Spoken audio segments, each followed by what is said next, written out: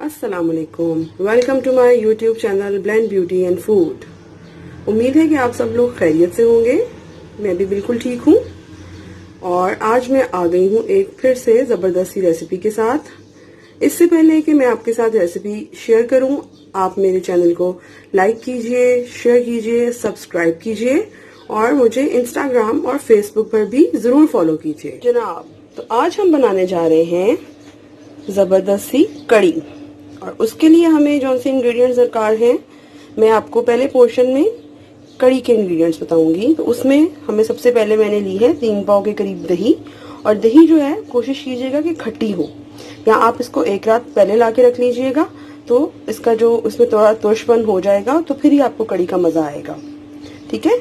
और इसके साथ ही मुझे 1 प्याली के करीब फिलहाल बेसन चाहिए और 3 अदद प्याज मैंने इस तरह से काट लिए हैं, 3 अदद टुकड़े अदरक के हैं और ये 10 से 15 जवे लहसुन के हैं।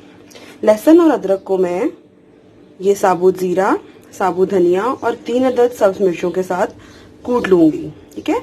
और नमक जो है वो भी हमें हस्बे जायका चाहिए होगा, मिर्च भी और हल्दी भी। तो ये जो इंग्रेडिएंट्स मैंने आपको बताए हैं ये फिलहाल कड़ी की तैयारी के लिए है और साथ ही साथ हमें 1 प्याली घी चाहिए होगी। जी व्यूअर्स, तो अब हम चलते हैं कड़ी की तैयारी की तरफ। सबसे पहले मैंने 1 प्याली घी मैंने अपने पतीली में डाल दिया है और अब मैं इसमें वो 3 अदद प्याज जो मैंने स्लाइस किए थे वो शामिल कर दूंगी और इनको थोड़ा सा गोल्डन ब्राउन, बिल्कुल थोड़ा सा, ज्यादा ब्राउन नहीं हमने करना, हमने इनको हल्का सा सुनहरा गुलाबी करना है।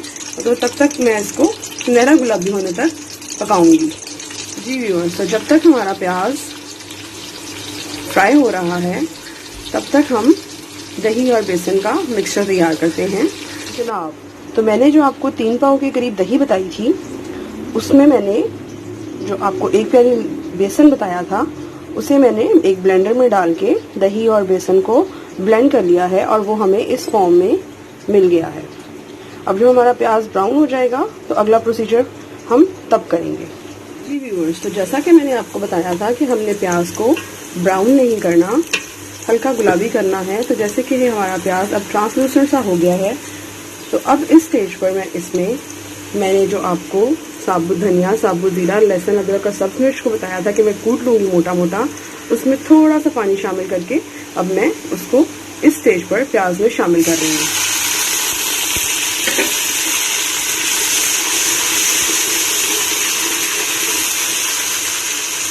और इसके साथ ही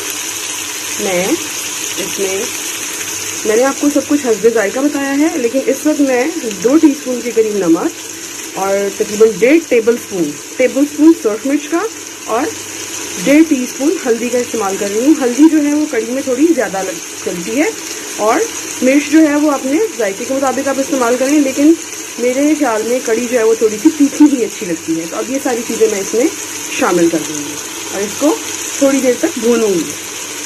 जी व्यूअर्स, तो अब मेरा कड़ी का मसाला जो है वो भुन चुका है और मैंने जो कड़ी और बेसन और दही का जो बैटर तैयार किया था वो 3 पाव के करीब था और वो इस तरह से है। और अब मैं इसमें इस स्टेज पर ही 1 लीटर के करीब पानी भी साथ ही शामिल कर दूंगी और इस बैटर को मैं अपने मसाले में जो कि भुन चुका है उसमें शामिल करूंगी।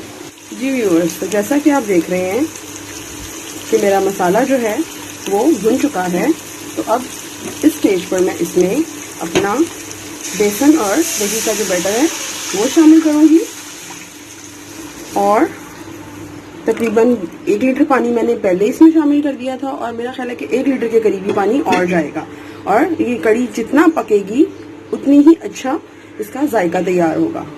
अब मैंने इसमें हस्बे ज़रूरत पानी शामिल कर दिया है और इसके बॉयल आने का इंतज़ार करूंगी और इसके पहला जो बॉयल आने का टाइम है उस वक्त तक आपको इसके साथ ही रहना पड़ेगा, क्योंकि अगर पहला जब बॉयल आएगा तो कड़ी एकदम से सारी बाहर की तरफ आती है और अगर वो सारी छलक जाएगी तो आपकी कड़ी का बेसन जो है वो सारा ज़ाया हो जाएगा। तो बॉयल आने तक आपको इसके सर पे ही खड़ा रहना पड़ेगा। जब एक दफ़ा बॉयल आ जाएगा तो फिर आप इसको मीडियम हीट पर कर दीजिएगा और ये फिर खुद ब खुद ही पकती रहेगी। और अगर आपको नमक मिर्च कम लगे आप चख सकते हैं इस स्टेज पर, तो फिर आप इस उबलती हुई कड़ी में नमक और मिर्च और ऐड कर सकते हैं। वो फिर इसके पकने के साथ साथ ही पक जाएगा, कच्चा नहीं रहेगा। जी व्यूअर्स, जैसा कि आप देख रहे हैं कि अब मेरी कड़ी को बॉयल आने लग रहा है और मैं इसमें चम्मच चला रही हूँ। अब इस स्टेज पर मैं इसका फ्लेम जो है वो हल्का कर दूंगी और अब ये हल्की आग पर पकेगी। जैसा कि आप देख रहे हैं कि अब हल्की आग पर हमारी कड़ी जो है वो पक रही है। तो जितनी देर में ये पकती है उतनी देर में हम अपना पकौड़ों का बैटर तैयार करते हैं। पकौड़ों की तैयारी के लिए हमें जौन से अज्जा दरकार हैं, उसमें सबसे पहले तो ज़ाहिर हमें बेसन चाहिए। ये मैंने तकरीबन आधा किलो बेसन लिया है। पकौड़े मैं ज़्यादा बनाऊंगी क्योंकि जब मैं कड़ी बना रही होती हूँ तो मेरे आधे पकौड़े तो वैसे ही खाए जाते हैं। और अब इसमें हम शामिल करेंगे 2 टीस्पून के करीब सुर्ख मिर्च, 1.5 टीस्पून नमक, सूखा धनिया जिसको कि मैंने हथेली पर मसल लिया है, साबुत जीरा, और ये आपने इसमें 1/2 टीस्पून या 1/4 टीस्पून के करीब मीठा सोडा शामिल करना है और ये आपने ज़रूर शामिल करना है। और साथ ही 1/2 टीस्पून पिसा हुआ गरम मसाला, 1/4 टीस्पून हल्दी और 2 चुटकी अजवाइन, इनको भी मैंने हाथों पर मसल लिया था। और 2 जवे लहसुन के हैं जो कि हम क्रश करके इसमें शामिल करेंगे। और इसके साथ ही साथ हमें चाहिए 3 अदद प्याज बिल्कुल बारीक स्लाइसेस में कटी हुई, सब्ज मिर्च 3 अदद मैंने बारीक काटी हुई है, और धनिया और पुदीना भी मैंने काट कर धोकर रख लिया है। अब ये सारी चीज़ें जो है हमारे पकौड़ों के बैटर में जाएंगी।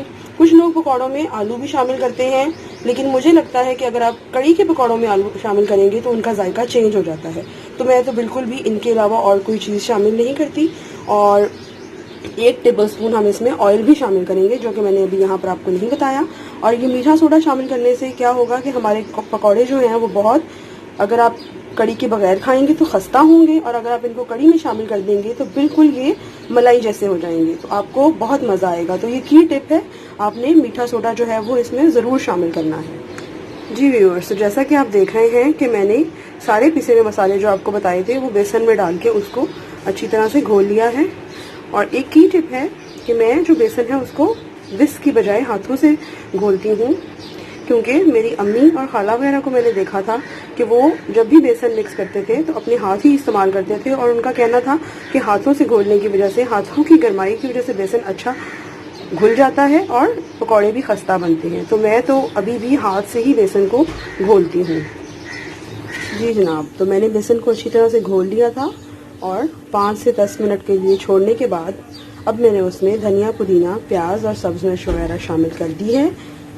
अब मैं इसको हाथों से अच्छी तरह से मिक्स करूंगी और हमारा बैटर जो है वो अब पकौड़े बनाने के लिए बिल्कुल रेडी है। जी, अब हमने एक कढ़ाई में ऑयल डाल लिया है पकौड़े तैयार करने के लिए।